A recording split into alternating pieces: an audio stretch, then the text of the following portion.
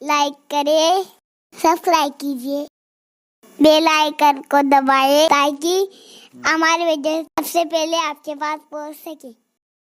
آدم علیہ السلام پہلے پہل کپڑا بننے کا کام کرتے تھے۔ پہلے پہل آپ کا کام کیا تھا؟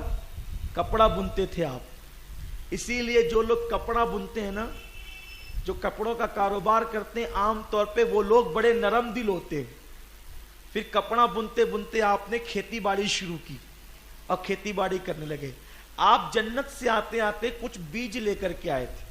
جنت سے آتے آتے کچھ بیج لے کر آئے تھے۔ اب وہ بیج لے کر آئے تو رونا دھونا یہاں کر رہے تھے، تو بیج آپ بھول گئے۔ بھئی بیوی بھول گئے تو اب کیا یاد رہے گا؟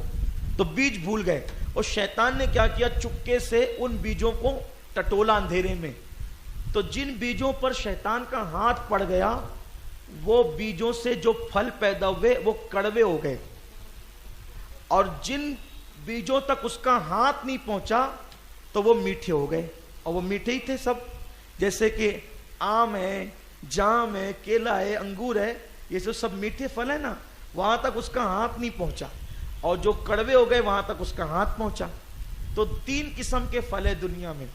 ایک تو وہ جو انسان پورا پورا کھا جاتا ہے، جیسے انگور کو لے لیں، پورا کھا جاتا ہے۔ ایک وہ ہے کہ اوپر کا حصہ کھاتا ہے اور گٹلی پھینک دیتا ہے، جیسے آم کو لے لیں۔ اور ایک وہ ہے کہ چھلکا پھینکتا ہے اور گودا کھاتا ہے، جیسے کیلے کو لے لیں۔ یہ تین قسم کے پھل ہیں۔ یہ آدم علیہ السلام اس کی کلم، اس کے بیج لائے تھے جنت سے۔ اسی لیے اگر جنت کے پھلوں کی لذت چکھنا ہے تو اس کا کچھ حصہ ان پھلوں، کچھ ہے ان پھلوں کے اندر۔ اب جب کچھ میں اتنا لطف آتا ہے تو سب کچھ جس میں ہے اس میں کتنا لطف آتا ہوگا۔ تو جانا ہے نا جنت میں، کیسے جائیں گے جنت میں؟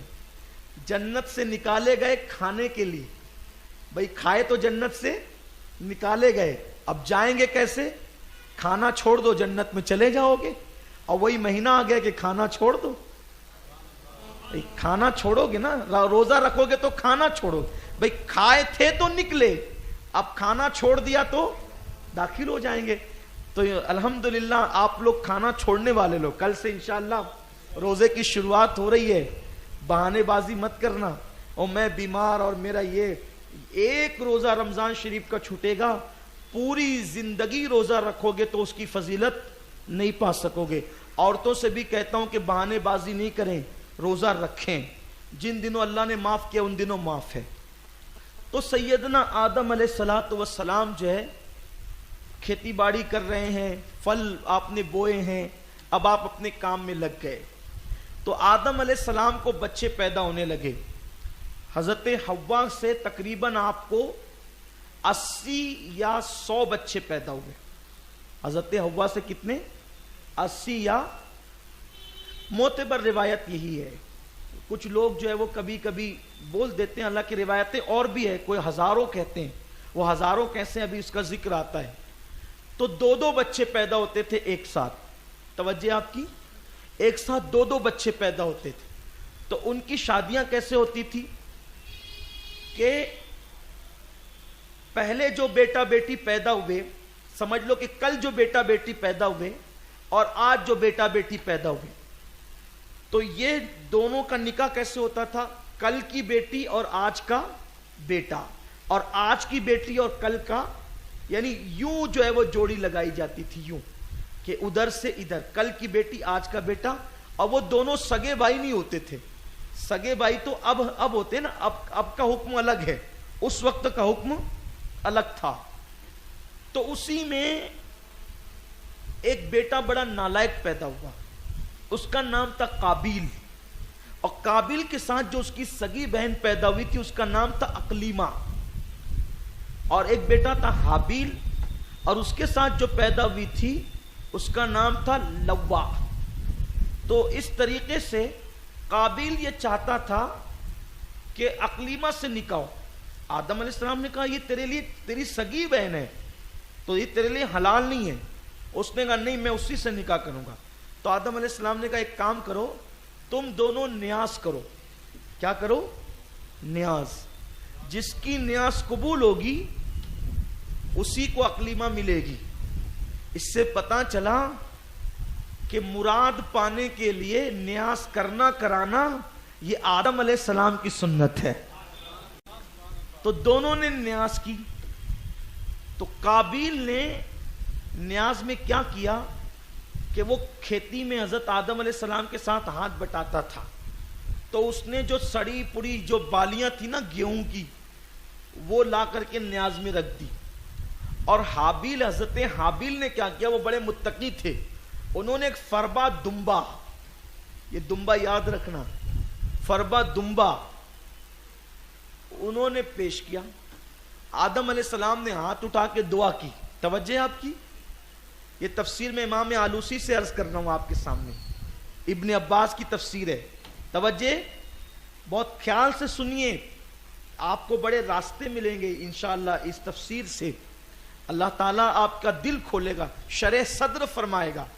ادھر اس کی بالیاں رکھ دی گئی, ادھر ان کا دمبا رکھ دیا گیا, اور آدم علیہ السلام نے ہاتھ اٹھا کے دعا کی, اللہ تو جس کو اقلیمہ دینا چاہتا ہے تو اس کی نیاز کو قبول فرما.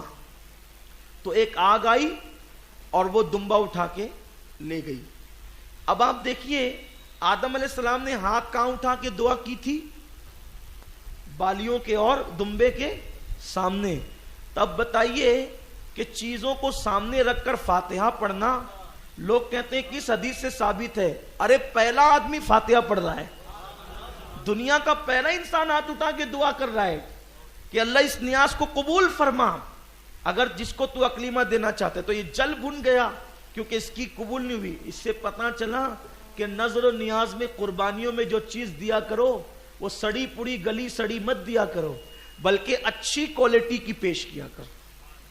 لوگ کیا کرتے ہیں, خود کھانا پکائیں گے گھر میں تو 80 روپے کلو کے چاول لائیں گے, اور اگر نیاز کرنی ہو تو جو سب سے ہلکا پھلکا ہے, یعنی اپنے لیے اچھا اور اللہ کے لیے گرا پڑا. دیکھو جب تم اللہ کے لیے گرا پڑا دو گے تو اللہ پھر تمہیں اچھا کیسے دے گا؟ اگر اچھا لینا ہے تو اچھا دیا کرو, اچھا دو گے تو اچھا ملے گا. دل کھول کے اللہ کی راہ میں دیا کرو. تو اس کو غصہ آ گیا. تو حضرت آدم علیہ السلام حج کو گئے ہوئے تھے. آدم علیہ السلام نے ہر سال حج کیا. آدم علیہ السلام نے, اللہ نے 1000 سال کی عمر آپ کو عطا فرمائی کم و بیش, آپ نے ہر سال حج کے لیے آپ گئے ہوئے تھے. تو اس نے آدم علیہ السلام کی غیر موجودگی کا فائدہ اٹھایا اور اس نے حضرت حابیل کو قتل کر دیا. اب قتل کر دیا تو سوچا اب کیا کروں, تو اس کا چہرہ سیاہ ہو گیا, کالا ہو گیا, اور تھیلے میں ڈال کر کے لے کے پھرتا رہا, تلاش کرتا رہا کہ کیا کروں کیا کروں کیا کروں. اللہ تعالیٰ نے 2 کووں کو بھیجا, اس کا ذکر قرآن میں ہے. 2 کوے آئے, دونوں نے آپس میں ایک دوسرے کو چوچ مارا کر کے لڑائی کی. ایک کوا مر گیا تو کوے نے اپنی چونچ اور اپنے پنجوں سے قبر کھودی اور اس میں دوسرے کوے کو ڈال کے مٹی ڈال دی. تو قابیل نے کہا کہ میں تو کوے سے بھی غیر گزرا کہ اپنے بھائی کو قتل کرنے کے بعد میں نے یہ کیا کیا, میں تو دفن بھی نہیں کر سکا. پھر اس نے قبر کھودی اور قبر کھودنے کے بعد اپنے بھائی کو دفن کیا. حضرت آدم علیہ السلام جب حج سے واپس آئے اور فرمایا کہ حابیل کہاں ہے, وہ کہا مجھے کیا پتا, آپ نے مجھے ذمہ دار بنایا تھا کیا حابیل کو سنبھالنے کا. تو آپ نے فرمایا کہ تیرا منہ کالا ہو گیا, اس وقت تک آئینہ ایجاد نہیں ہوا تھا, تیرا منہ کالا ہو گیا ہے, تو نے میرے بیٹے حابیل کو قتل کیا. اور جب حابیل کو قتل کیا قابیل نے تو وہ پاگل ہو گیا اور پاگلوں کی طرح ادھر ادھر بھٹکتا رہا اور اسی حالت میں اس کو موت واقع ہوئی. کہتے ہیں کہ اب دنیا میں کبھی بھی ناحق قتل ہوگا کبھی بھی, تو اس کا عذاب قتل کرنے والے کو بعد میں ملے گا, پہلے قابیل کو ملے گا, کیونکہ قتل کی بنیاد اس نے رکھی. دنیا میں سب سے پہلے قتل اس نے کیا. یعنی جو بندہ جس برائی کی بنیاد رکھے گا, جب تک وہ برائی دنیا کے اندر موجود رہے گی اس کا عذاب اس کو ملتا رہے گا. جیسے کسی نے گھر میں ٹی وی لا کے رکھ دی, تب جب تک لوگ سیریل اور فلم دیکھتے رہیں گے وہ دیکھنے والوں کو عذاب تو ملے گا بعد میں, لیکن پہلے اس کو ملے گا جس نے لا کے رکھی. جس نے گانے کی سی ڈی لائی تو سننے والوں کو عذاب تو ملے گا, لیکن ان کے گناہ میں کوئی کمی نہیں ہوگی, لانے والے کو ملے گا. اس کا خاص خیال رکھیں, کوئی برائی کی بنیاد آپ نہ رکھا کریں. بہرحال پھر آدم علیہ الصلوۃ والتسلیم کی زندگی اسی طرح گزرتی رہی اور سیدنا آدم علیہ السلام کی زندگی میں تقریباً 1,00,000 پوتے پوتیاں ہو گئے. 1,00,000 پوتے پوتیاں ہو گئے. حضرت آدم علیہ السلام شان سے زندگی گزارنے لگے. ایک دن حضرت آدم علیہ السلام نے اپنے بیٹوں کو کہا, میرے بیٹو بہت دن ہو گئے جنت سے نکلے ہوئے, 1000 سال ہو گئے تھے نا کم و بیش, بہت دن ہو گئے جنت سے نکلے ہوئے, مجھے جنت کے میوے کھانے کی یاد آ رہی ہے. میں چاہتا ہوں کہ میں جنت کے میوے کھاؤں, جنت کے پھل کھاؤں. تو بچوں نے کہا, پوتا پوتیوں نے کہا کہ بابا کیسے ہوگا, جنت کے پھل ہم آپ کو لا کے کہاں سے دیں گے. تو فرمایا کہ تم مکہ شریف جاؤ. مکہ شریف جب تم جاؤ گے تو وہاں تمہیں فرشتے ملیں گے, تو کوئی نہ کوئی سبیل پیدا ہو جائے گی. تو جب ان کے کچھ پوتے پوتے مل کر کے جو ہے وہ پوتے پوتیاں مل کر, بیٹے مل کر سب لوگ گئے وہاں مکہ شریف, تو وہاں حضرت جبریل اور میکائیل علیہ السلام سے ملاقات ہوئی. تو انہوں نے پوچھا کہ آدم علیہ السلام کا کیا حال ہے. تو انہوں نے عرض کیا کہ وہ تو جنت کے میوے مانگتے ہیں آج کل. تو کہا اچھا ٹھیک ہے چلو. وہ سب آئے اور حضرت جبریل نے کہا جنت کے میوے کھانا ہے تو اب دنیا سے چلنا پڑے گا, چلیے وقت آ گیا ہے. تو حضرت آدم علیہ السلام نے کہا اگر آ گیا وقت تو پھر چلتے ہیں. اور پھر حضرت آدم علیہ السلام کی روح قبض کرنے کے لیے حضرت اسرائیل آئے. تو اسرائیل علیہ السلام جیسے آئے تو حضرت حوا دیکھ کے ڈر گئی اور حضرت آدم علیہ السلام کے دامن میں چھپنا چاہتی تھی کہ حضرت آدم نے کہا حوا اب دور رہو, اب ٹائم آ گیا ہے جدائی کا, اب ہم چلے. اور اس کے بعد حضرت آدم علیہ السلام کی روح حضرت اسرائیل نے, ملک الموت نے نکال لی. اس طرح سے تقریباً 960 سال کی عمر میں آپ کا وصال ہوا. 1000 سال کی عمر اللہ نے دی تھی, لیکن آپ کا وصال کتنی سال کی عمر میں ہوا؟ 960 سال کی عمر. کیوں ایسا ہوا؟